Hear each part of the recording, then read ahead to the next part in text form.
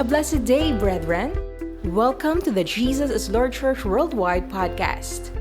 Thank you for joining us as we meditate on God's message to us through the Sunday preachings from Jesus the Healer episodes. With open heart, mind, and spirit, let us pray that God would speak to us today. Pinagpalang araw po sa ating lahat. Allow me to read the scripture. Open with me in the book of Psalm 119 from verse 166 up to verse 176. Sa Tagalog po, ito po ang ating mababasa. Panginoon, umaasa ako na ako'y iyong ililigtas at sinusunod ko ang inyong mga utos. Buong puso kong iniibig ang inyong mga turo at ito'y sinusunod ko. Ang lahat kong ginagawa ay inyong nalalaman, kaya't sinusunod ko ang inyong mga tuntunin at katuruan. Panginoon, pakinggan niyo sana ang aking hinaing. Bigyan niyo ako ng pangunawa ayon sa inyong pangako. Sana'y dinggin niyo ang aking dalangin at iligtas ako katulad ng iyong ipinangako. Lagi ako magpupuri sa inyo dahil tinuturuan niyo ako ng inyong mga tuntunin at ako'y aawit tungkol sa inyong mga salita dahil matuwid ang lahat niyong mga utos. Palagi sana kayong maging handa na ako'y tulungan dahil pinili kong sundin ang inyong mga tuntunin. Panginoon, nananabik ako sa inyong pagliligtas. Ang kautusan niyo ay nagbibigay sa akin ng kagalakan. Panatilihin niyo ang aking buhay upang kayo'y aking mapapurihan at sana'y matulungan ako ng inyong mga utos na masunod ang iyong kalooban. Para akong tupang naligaw at nawala, kaya hanapin niyo ako na inyong lingkod dahil hindi ko kinakalimutan ang inyong mga utos. Pagpalain ng Diyos ang pagbabasa ng kanyang buhay at makapangyarihang salita. We have been hearing the declaration of our beloved Bishop Brother Eddie that the year 2025 is the year of our breakthrough. Kagila-gilalas, mga dakilang bagay na kamangha-mangha, mga bagay na hindi inaasahan na mangyayari. Yun daw po ang Tagalog ng breakthrough. In the context of Psalm 119, verses 166 to 176, pag binag-aralan ho natin ay David, pinakadakilang haring nabuhay sa Israel. Lingkod ng Panginoon na kinilalang magiting na mandirigma na kayang pumatay ng 10,000 sa isang labanan. Mga awit, mananamba, at ayon sa pag-aaral, composed 3,000 songs.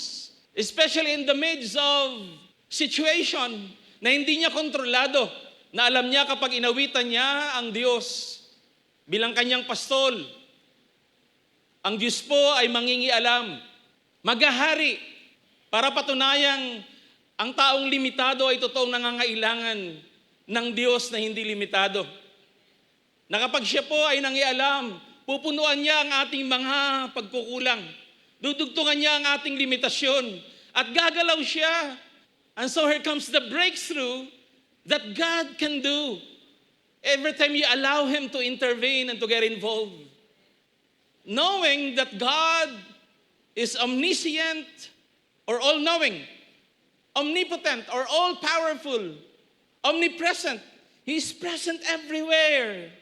And so we ask today, katulad ng isang puso ni David na humihingi po ng breakthrough, ito rin po ang ating panalangin, experiencing breakthroughs in God's presence. And so David, para mangyari yon, has to seek God in prayer and also in praise. David simply expresses his need for God's guidance in his life. Ganun kaya tayo. Ang pag-amin, Panginoon, araw-araw ay kailangan kagta sa aking buhay. Araw-araw ay pwede kang makialam kung ipapahintulot ko. Inaman po ang kagandahan sa Diyos na may gawa ng langit at lupa, na naglikha ng lahat sa kapangyarihan ng kanyang salita, let there be and there was. Yet He is still knowable. Pwede natin makilala at pwedeng maranasan. He allowed Himself to be experienced by mere man. Sino ka? Sino ako? para iparanas ng Diyos kung sino siya bilang totoong Diyos sa isang taong hindi karapat-dapat ni katiting ng kanyang presensya. And so He can be experienced. He can be intimately experienced in all aspects of life. Isaiah 43:18-19. Do not remember the things that have happened before. Do not think about the things of the past. See, I will do a new thing. It will begin happening now. Will you not know about it? I will even make a road in the wilderness and rivers in the desert. That's breakthrough, I believe. And breakthrough comes from God. Dahil kung mapapaliwanag mo ang mga nangyayari o mga nagaganap, malamang hindi ka gagawa ng Diyos yun. Because every time God moves and do things according to His power, according to Him being 100% God, you could never explain it. How would you make a road in the wilderness? How could you create rivers in the desert? Only God can do it. Because it is not by might, nor by power, but by my Spirit, says the Lord Almighty. Kagagawa ng Diyos yan. Una, para mabigyan ng kaluwalhatian ng Panginoon, to give glory to the one who sits upon the throne. It makes you become a blessing to many, to other people, because the God of breakthrough ay nararanasan po natin. And so we reflect the glory of God. Nakikita na maraming tao at nagiging lakas, pag-asa, pagpapala tayo sa iba. Breakthrough in His presence. And how can we experience breakthrough in His presence? In the context of Psalm 119, verses 166, up to verse 176. Let me share powerful truth in this context. One, we have to hold on to the promises of God. Dahil ang lahat ng bagay lilipas maliban sa salita ng Panginoon. Heaven and earth shall pass away, but His word will endure forever. And so we can hold on to the promises of God. Tingnan niyo po ang puso ni David. Bagamat makapangyarihang hari, bagamat magiting, alam niya ang pwede niya lang panghawakan ay mga pangako ng Panginoon. Look at the verse. Panginoon, umaasa ako na ako'y inyong ililigtas at sinusunod ko ang inyong mga utos. Buong puso kong iniibig ang inyong mga turo at ito'y sinusunod ko. Nung pinipiga siya ng sitwasyon, nung alam niyang wala na siyang kakayahan para mapagtagumpayan ang hamon sa buhay, ang pinanghawakan niya ay mga pangako ng Panginoon. Mga binitawang pangako, mga salita na mismo'y galing sa Diyos. Ang lahat kong ginagawa ay inyong nalalaman, kaya't sinusunod ko ang inyong mga tuntunin at katuruan. We can be inspired by David. Humuhugot siya ng kanyang pag-asa at lakas ng loob sa salita at pangako ng Panginoon. And we can do the same. We can experience the same. We being believers of the Lord Jesus Christ. We being recipient of His sacrifice at the cross of Calvary. Paano siya nagbigay ng kanyang buhay bilang tagapagligtas, manunubos, Mesias? His name itself speaks of the salvation of God. Jesus, the Lord who saves. And so, it was confirmed and displayed at the cross of Calvary na bagamat siya hindi kasalanan ay naging kasalanan upang ikaw at ako na makasalanan ay makaranas ng pagliligtas ng Panginoon at maging katuwiran sa kanyang banal na harapan. Siya na hindi sumpa ay naging sumpa upang ikaw at ako na nasa ilalim ng sumpa ay totoong makalaya. Siya na walang sakit at karamdaman ay naging sakit at karamdaman upang sa kanyang mga latay maranasan natin ang himala ng kagalingan. Siya na may gawa ng langit at lupa at ubod ng yaman. Bilang Diyos na makapangyarihan sa lahat, ay naging duka upang sa kanyang karukaan, ikaw at ako ay makaranas ng kasaganaan. Ipinagpalit niya ang kanyang sarili para sa atin upang ang orihinal na plano ng buhay na pinagpapalat nagtatagumpay ay muling maranasan ng mga taong nahulog sa pagkakasala, mapatawad ng Panginoon, hugasan ng kanyang banal na dugo, at maranasan ng breakthrough in His saving grace.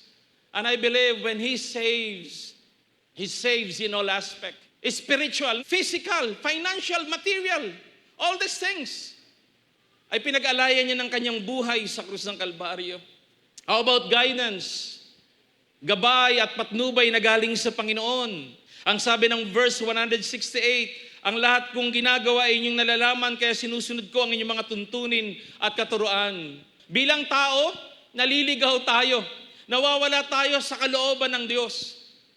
At madalas nating naririnig kung mayroong pinakaligtas na lugar ay ang manatilit mabuhay sa gitna ng kanyang banal na kalooban. Pero madalas po umaalis tayo ron. And so we ask for God's guidance. Ilang buhay na ang napariwara. Ilang buhay na ang nasira. Dahil sa kawalan ng gabay at patnubay ng Panginoon. Na binabaliwala po nila. In Psalm chapter 90, Panginoon, ano ba ang aming buhay?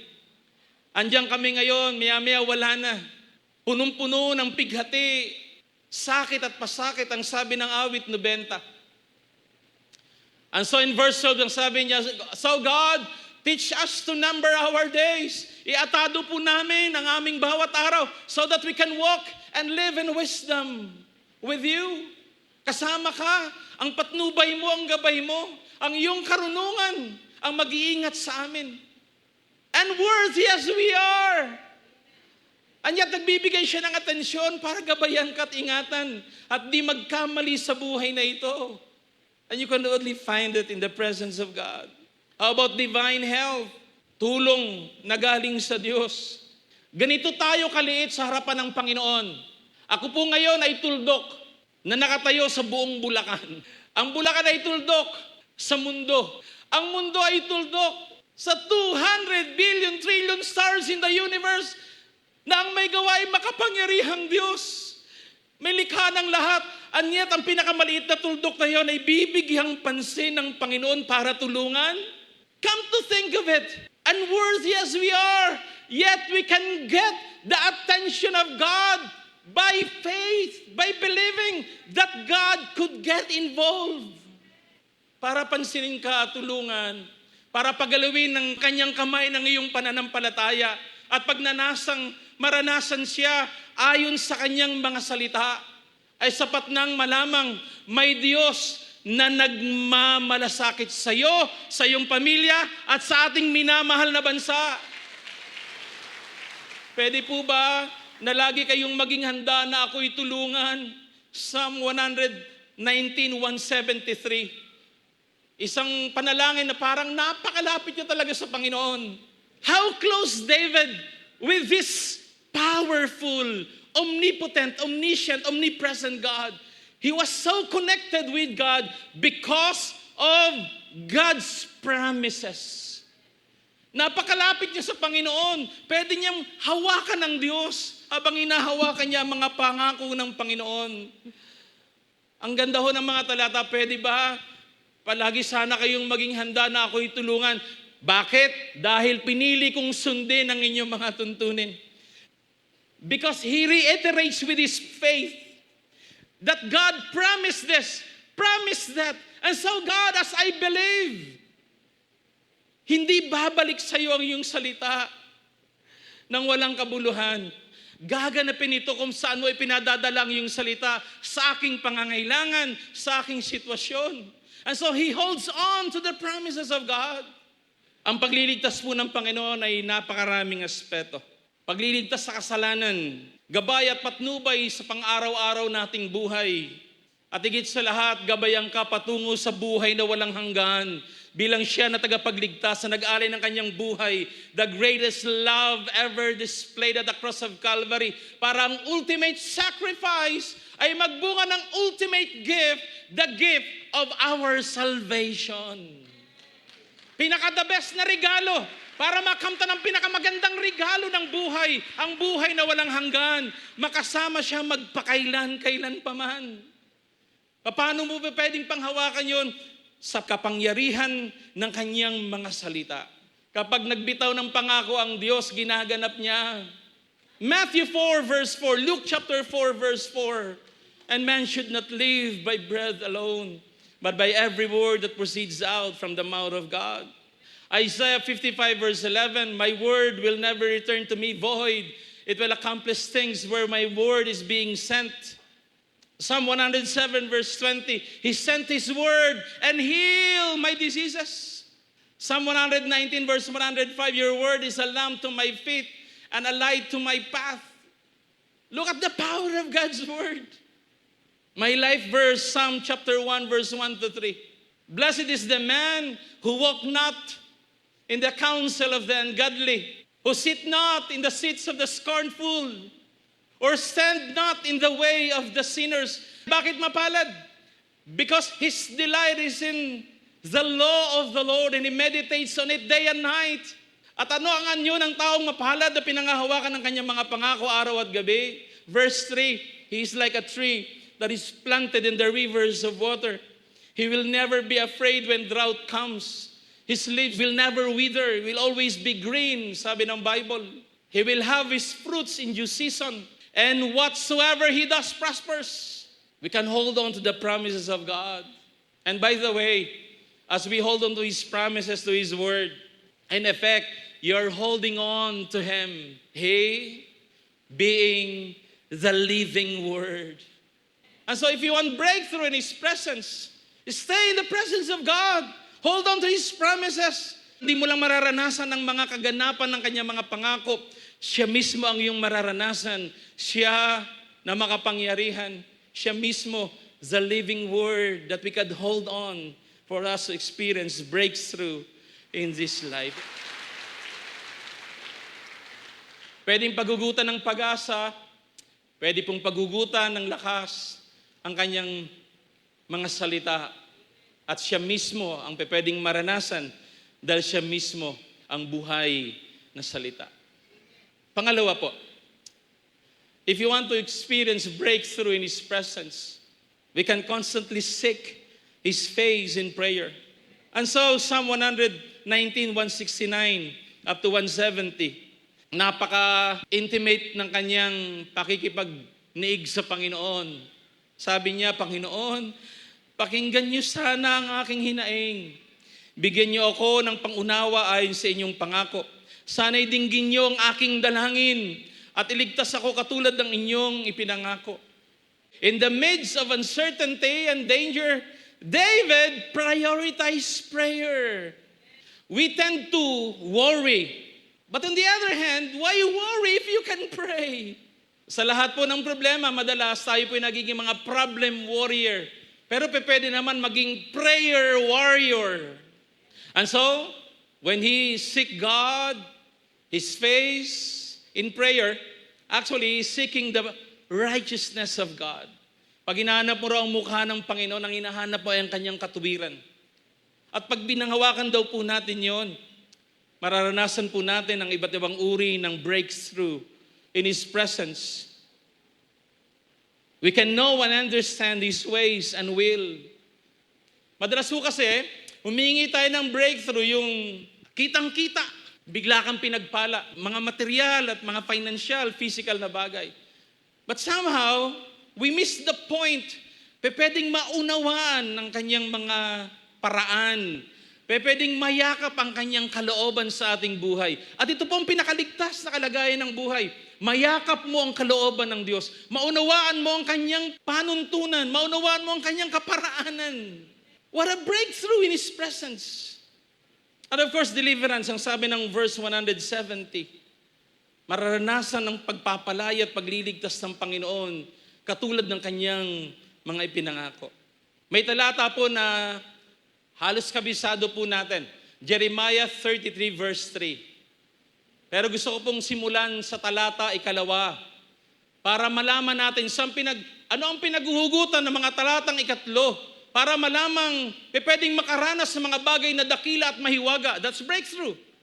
Nagpakilala muna ang Panginoon in verse 2. Ganito ang sabi sa kanya, ako ang lumikha, humugis, nag-ayos. Hindi lamang yung let there be and there was, kundi pagkalikha, inayos niya, hinugisan niya. Kaya pala, ang 2 billion trillion stars in the universe hindi nag-uumpugan. Ayos na ayos. Kaya pala ang lahat ng bagay na nakikita po natin ayon sa pagkakalikha ng Diyos, the greatest architect of this world, of the universe ay inayos niya ng napakaayos. Mga kapatid, sa ating pananalangin, sa ating pagdulog para humingi ng tulong sa Panginoon, ano't hindi niya kayang ayusin ang ating buhay? Ano't hindi niya kayang ayusin ang magulong pamilya? At ibalik ang puso ng mga magulang sa puso ng mga anak. Ibalik ang puso ng mga anak sa puso ng mga magulang. At magkaroon ng kaayusan sa isang tahanang dapat sana'y may pagkakilala sa Diyos at may takot sa Kanya. But you have to pray. You have to ask God for His divine intervention. Nasa dulo na ng lubid na hindi mo na alam ang gagawin, may Diyos na naghihintay, ang Diyos na totoong laging saklolo ng ating buhay. Nga lang, kailangang makita muna ng Panginoon ang iyong pangangailangan sa Kanya in the form of humbling yourself in prayer. Mark 11:24. Sa Tagalog, kaya sinasabi ko sa inyo, ano man ang hingin ninyo sa inyong panalangin, sa ibang parallel verse, sa aking pangalan, maniwala kayong natanggap na ninyo iyon. At matatanggap nga ninyo yon. Back up by His promises. Whatever you ask in my name, in Jesus' name, ay matatanggap nga ninyo. Sad to say po, tayo mga mananampalataya, we seldom use our power to ask, our privilege to ask, or apply the principle of asking. Paghingi, hingi na lang tamad pa. May pangako naman ang Panginoon, katulad ni David, humingi siya ayon sa pangako ng Diyos. At ano po ang kanyang pangako? Mateo 7:7, humingi kayo at kayo'y bibigyan. Humanap kayo at kayo'y makakatagpo. Kumatok kayo at kayo'y pagbubuksan. James chapter 4, verse 2 and 3, kaya hindi ka tumatanggap, hindi ka humihingi. Ang talata 3, humihingi ka naman, hindi ka pa rin tumatanggap dahil mali ang iyong motibo. That you spend what you get on your pleasures, pang sarili. Kaya ayaw ng Panginoon. Napakatalino ng Diyos kapag ginabayang Kanya na maging ang ating mga kapritsyo sa buhay, bagamat minsan hinahawakan po natin mga pangako ng Panginoon, He never allowed things to be answered immediately. Hindi agad-agad. Dahil ang gusto po ng Panginoon, mangyari muna ang Kanyang kalooban, malaman muna ang Kanyang kaparaanan, para malaman mo kapag may answered prayer na, praise God, tinugon ng Diyos ang aking panalangin. Purihin ang Kanyang banal na pangalan. Ang tanong ko po, where does your confidence come from? Saan ba galing ang lakas ng loob mong humingi sa Diyos? Unworthy as we are, naniwala po kung tayo po'y binigyan ng karapatang maging anak ng Diyos. John chapter 1, verse 12, for as many as received Him, to them He gave power to become children of the living God, even to them that believe on His name. John chapter 1, verse 12, binigyan ng karapatang maging anak ng Diyos. And so we can cry now, Abba, Father, O aking amang sumasalangit, having the connection with God as our Father, we His children. And so we can use the principle of asking. Romans 8, verse 15 to 16. We have not received again the bondage of fear.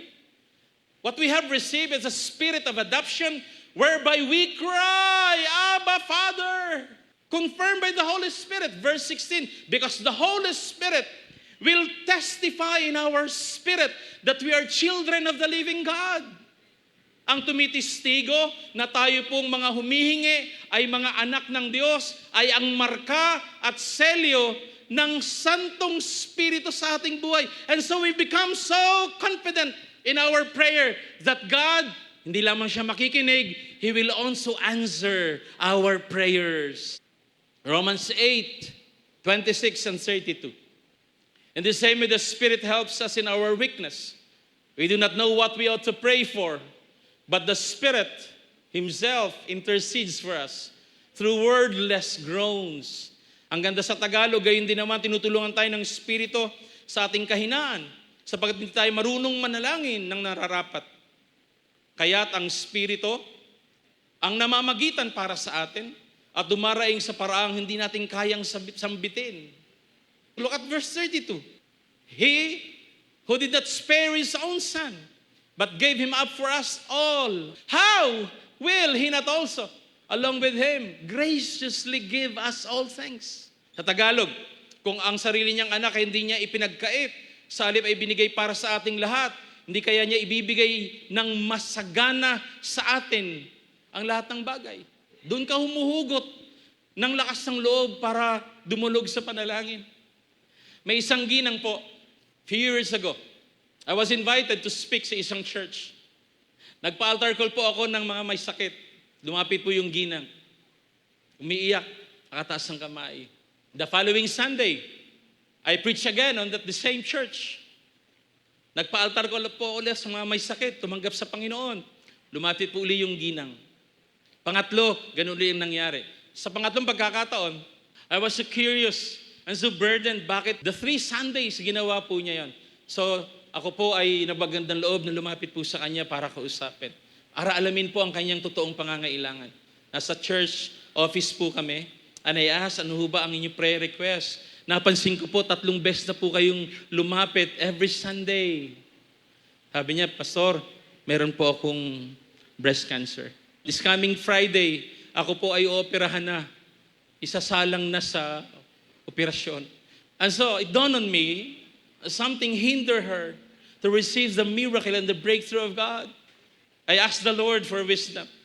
At sabi ko, Nanay, kaya niyo po bang magpatawad? Bigla siyang umagulgol, iyak ng iyak. Parang bata. Lumuhod, umiyak siya. Ang dahilan, sobrang sama ng loob niya for ilang years na. May third party ang kanyang misstep. And so, Nanay, kailangan magpatawad tayo. Pwede bang pakiulit lamang po ang ating panalangin? Pinapatawad ko, ginawa po niya. Pakibanggit po ng pangalan ni Mr. Hirap na hirap siyang banggitin, lalong umiyak. Pero nung nabanggit po niya, sobrang laya ang kanyang naramdaman. At may naramdaman siyang kakaibang paggalaw ng Santong Espiritu. We never ask for miracle at that time. We just ask for the Lord na pagharian siya sa kanyang damdamin, sa kanyang sama ng loob. Mapalaya siya sa kanyang kalagayan, higit pa sa sakit at karamdaman. Siya mismo, maranasan ng Diyos. Dumating po ang Friday. Isasalang na po siya nakahiga. Pwede ho bang pakicheck up uli ako? Laboratory uli. Walang magawa yung mga doktor. Sinalang uli siya, that was Friday. Kailangan gusto niya mapabilis ang results. So Monday lumabas.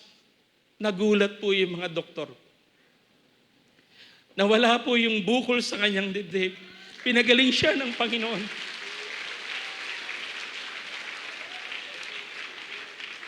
Ito po ang kanyang sinabi na isulat ko.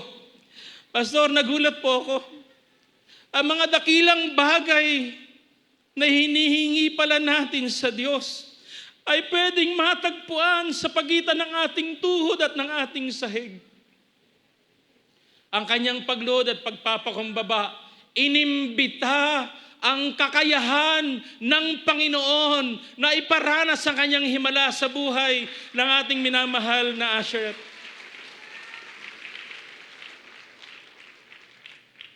You will never imagine what God can do. Every time you hold on to His promises, and every time you ask the Lord to intervene in your behalf, kaya niyang gawin yun. Hindi ko makakalimutan, naimbitahan ako mag-pray sa isang ospital. Yung tatay daw ay naghihingalo, nasa bingit na ng kamatayan, few years ago. Bagamat of course, umuwi na rin po ang tatay na yun sa Panginoon. But I want you to listen to this. Pagdating ko doon, nag-iiyakan na. May takip na ho ng kumot si tatay. Kamamatay lang. Declared by the doctors. Ang usapan na sino ang mag-ayos ng libingan, sinong bibili ng ganito, isusuot sa libing, paano ayusin funeral service. Pagdating ko ron, nagkanya-kanya po ng lakad na dahil ayusin na po yung kalagayan ni tatay. Ang naiwan po si nanay at ang isang kapatid na kasama ho natin sa church worker. So, we comforted nanay. Bigla akong nabanggit. Ayon sa patnubay ng Santong Espiritu, Nanay, kaya niyo ba bang maniwalang may gagawin pa ang Panginoon for the last minute? Nakangiti lang yung nanay, pero grabe po yung iyak. Mawalan ng mister, pagamat may edad na po sila. And so we pray, lumuhod po kami doon kasama ng kapatid natin sa church. Tinanggal ko po yung nakakover na kumot doon sa mukha ni tatay. And I laid my hands just to speak what God can do in a more miraculous way. Napakasimpleng panalangin, Panginoon, katulad ng kahilingan ni nanay, na ma-enjoy pa mga ilang sandali habang buhay pa si tatay. Pwede niyo po bang ibigay sa kanya yon? And we ask for forgiveness. We ask the Lord to intervene sa buong pamilya. Bigla-bigla po, dumilat si tatay. Nabuhay si tatay. Nahiyaka po ni nanay, iyak siya ng iyak. At nakita ko po, at that time, buong pamilya nakakilala sa Panginoon of that miracle. Kagilagilalas, kagimbal-gimbal, nakakagulat, breakthrough. Because He is not only a listening God, He can answer our prayers. He is an answering God. Really, breakthrough is coming to the jail church worldwide. I believe it. I believe it. Ako po ay Arroyo High School baby kami ni Pastora Edna. The first miracle I saw, pagpasok po namin, may pinagpipray po na hindi pantay ang paa. At habang pinagpipray po natin, minamahal Bishop Brother Edna, nasa harapan po ako, nakitang-kita ako, umiiyak ang bata, sumisikip ang sapatos, nagpantay ang laki ng paa. We are serving in JIL Church the miracle-working God. And He can still do it today. Pero kailangan humingi. Hingin natin sa Diyos. Kaya Kanyang katagpuin. He can meet you where you are hurting the most. Hindi lamang ang 4 na sulok ng lugar nito ang kanyang punuin ng Kanyang kapangyarihan, bagi ang pinakasulok ng ating pagkatao ay kayang puntahan ng Panginoon. He is not only a knowable God, He is a personal God. Tuldok man ako sa kalawakan, may makapangyarihan Diyos akong kakampi na nagmamahal at nagmamalasakit na nangakong hindi Niya ako iiwanan at hindi Niya ako pababayaan. I can experience Him. Holding on to the promises of God, seeking His face in prayer. And let me close in number 3, lifestyle worship. This is more than a song, more than dance, the beating of the drum and instruments. It is lifestyle. Amidst chaos, problems, turmoil, challenges in life, lifestyle. At ito ang buhay ni Haring David. More than the composition of 3,000 songs, he is a worshiper. 171, 173. Lagi akong magpupuri sa inyo dahil tinuturuan niyo ako ng inyong mga tuntunin. Ako'y aawit tungkol sa inyong mga salita dahil matuwid ang lahat ng inyong mga utos. Palagi sana kayong maging handa na ako'y tulungan dahil pinili kong sundin ang inyong mga tuntunin. 174 to 176, Panginoon, nananabik ako sa inyong pagliligtas. Ang kautusan niyo ay nagbibigay sa akin ng kagalakan. Panatilihin niyo ang aking buhay upang kayo'y aking mapapurihan. Lifestyle worship. Tulungan sana ako ng inyong mga utos na masunod ang inyong kalooban para akong tupang naligaw at nawala. Kaya tanapin niyo ako na inyong lingkod dahil hindi ko kinakalimutan ang inyong mga utos.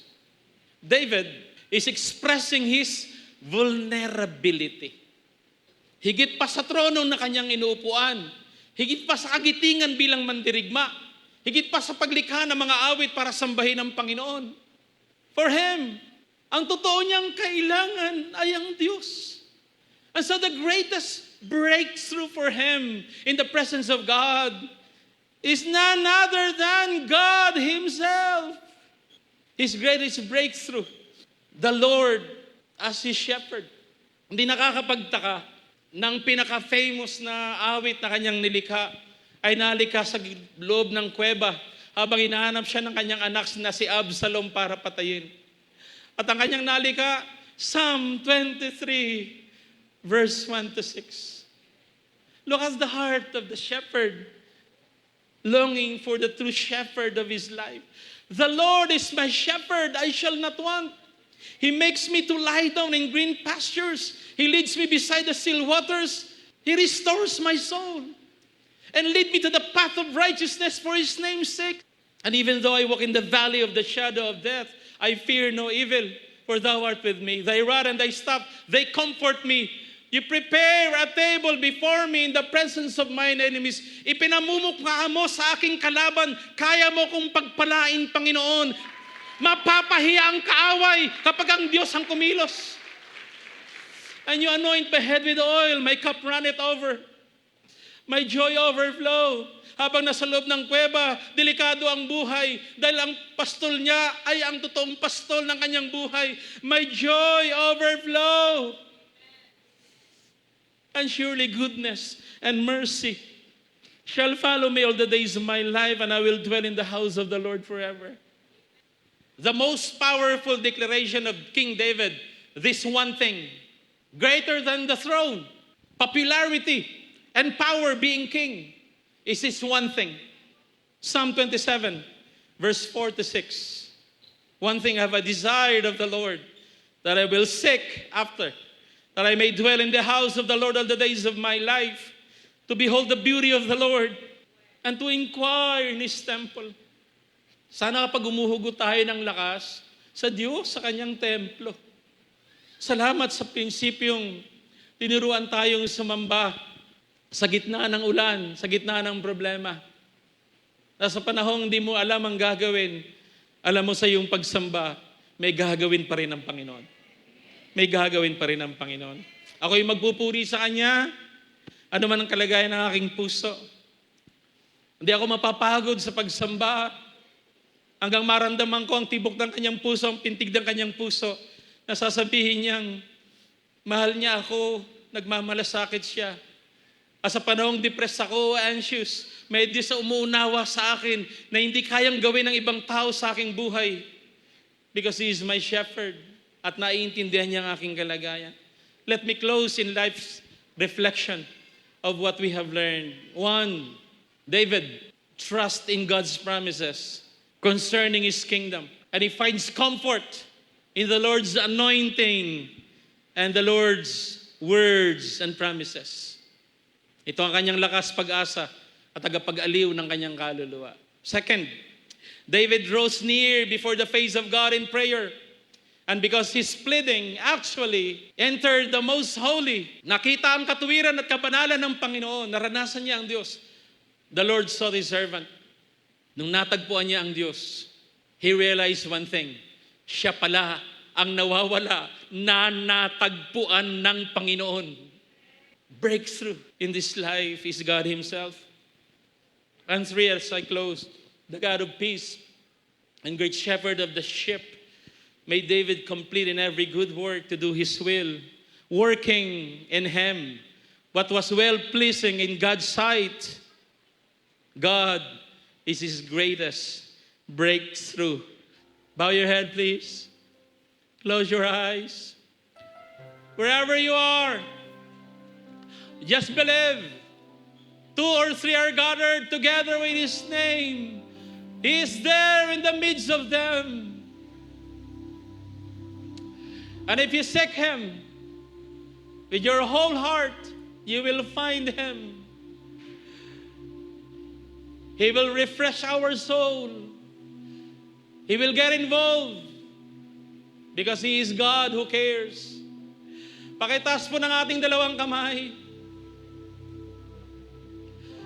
Sa Diyos na nakakaunawa, nakakaalam, nakakaintindi ng ating personal na kalagayan. Sa inyo pong pagtaas ng kamay, pakihawakan po ang trono ng Kanyang mayamang biyaya.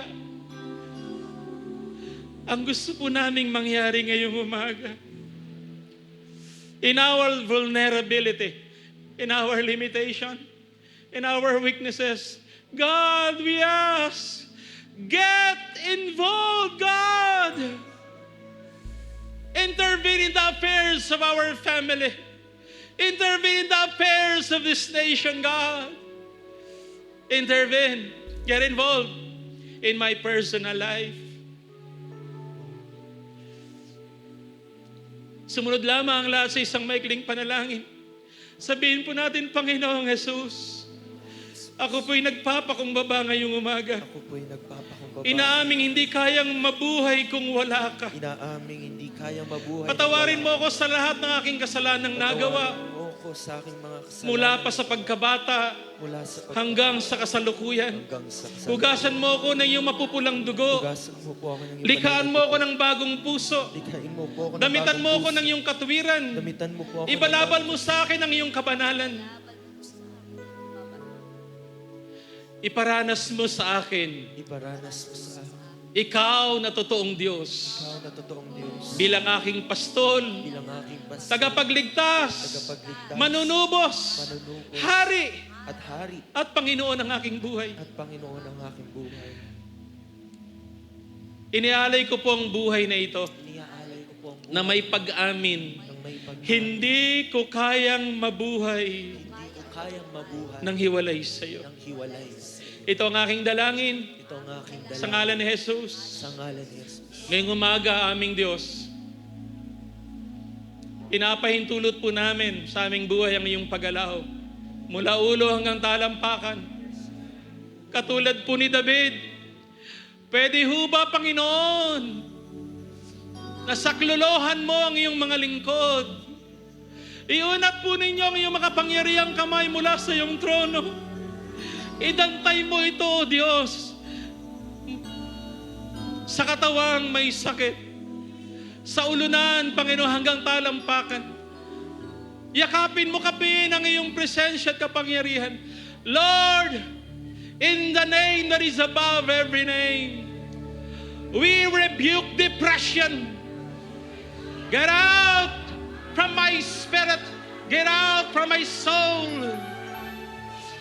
We destroy anxiety. Get out.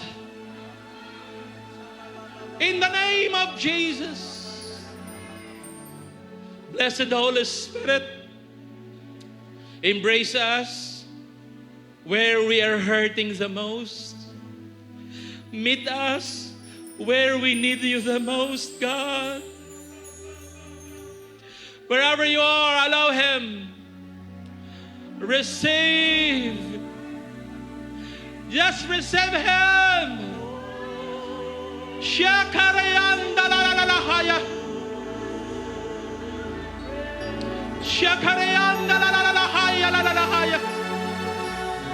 Oh God. Get involved, Lord. Intervene, oh God. From the crown of our head and to the soles of our feet. Receive the touch of God. He's doing something now. Receive your personal breakthrough. Oh, just receive Him. Pakilagay po ng isang kamay sa bahagi ng ating katawan na may sakit. Maging sa mga sumusubaybay sa programang ito. I want you to receive the healing touch of the living God. Receive your miracle. Receive your healing. Oh, hallelujah. Pakitaas mo muli ng ating kamay as I close. Dalawang kamay po. Ipangako natin sa Panginoon, Kanyang buhay na ito, Siyang nakasentro. Wala siyang karibal, wala siyang kaagaw. Para mapatunayan niya 100% nagmamahal siyang Diyos sa iyo at sa akin.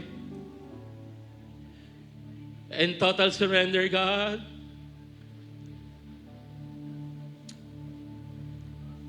As powerful,